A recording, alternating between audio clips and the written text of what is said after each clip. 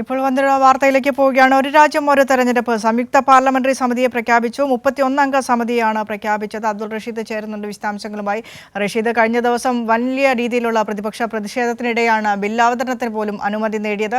അതിനുശേഷമാണ് ഈ സംയുക്ത പാർലമെന്ററി സമിതിക്ക് JPCക്ക് വിടാമെന്നൊരു തീരുമാനത്തിലേക്ക് കേന്ദ്ര സർക്കാർ കടക്കുന്നത്. ഇപ്പോൾ JPCയെ പ്രഖ്യാപിച്ചിരിക്കുന്നു. 31 അംഗ സമിതിയിൽ ആരൊക്കെയുണ്ട്? മറ്റു വിശദാംശങ്ങൾ.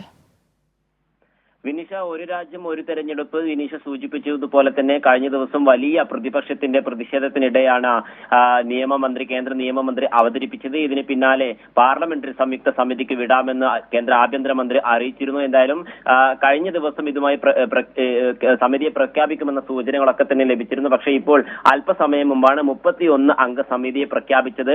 ഇതിൽ ലോക്സഭയിൽ നിന്ന് 29 MP-മാരും രാജ്യസഭയിൽ നിന്ന് 10 MP-മാരും അംഗങ്ങളാകും. എന്തായാലും പാർലമെന്ററി സംയുക്ത സമിതിയെ BJP അംഗം PP ചൗധരി ആയിരിക്കും നയിക്കുക എന്ന സൂചനയാണ് ഇപ്പോൾ ലഭ്യമാകുന്നത്. എന്തായാലും ലോക്സഭയിൽ നിന്ന് പ്രിയങ്ക ഗാന്ധി, അതോടൊപ്പം മനീഷ് തിവാരി, സുഖ്ദേവ് ഭഗത് എന്നിവരും രാജ്യസഭയിൽ നിന്നും രൺവീർ സുജയ്വാലയും ഒക്കെ തന്നെയും കോൺഗ്രസ് നേരത്തെ നാമനിർദ്ദേശം ചെയ്തിരുന്നു. ഇവരൊക്കെ തന്നെയും ഈ സമിതിയിൽ അംഗമായിട്ടുണ്ട്.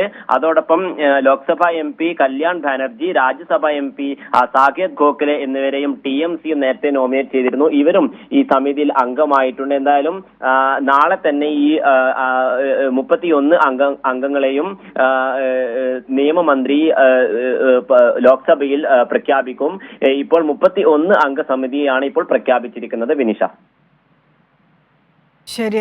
JPC അംഗങ്ങളെ പ്രഖ്യാപിച്ചിരിക്കുന്നു. ഒരു രാജ്യം ഒരു തെരഞ്ഞെടുപ്പ് ബില്ല് ചർച്ച ചെയ്ത് അതിലൊരു തീരുമാനത്തിലേക്ക് എത്താൻ വേണ്ടിയാണ്. ഇത്തരത്തിൽ നേരത്തെ തന്നെ പ്രതിപക്ഷം നിലപാട് വ്യക്തമാക്കി വലിയ രീതിയിലുള്ള പ്രതിഷേധത്തെ തുടർന്നാണ് JPCക്ക് പാർലമെന്ററി സംയുക്ത സമിതിക്ക് വിടാമെന്ന ഒരു തീരുമാനത്തിലേക്ക് കേന്ദ്ര സർക്കാർ കടക്കുന്നത്. 31 അംഗ സമിതി അംഗങ്ങളെയാണ് ഇപ്പോൾ പ്രഖ്യാപിച്ചത്. അബ്ദുൾ റഷീദാണ് വിശദാംശങ്ങൾ പങ്കുവച്ചത്.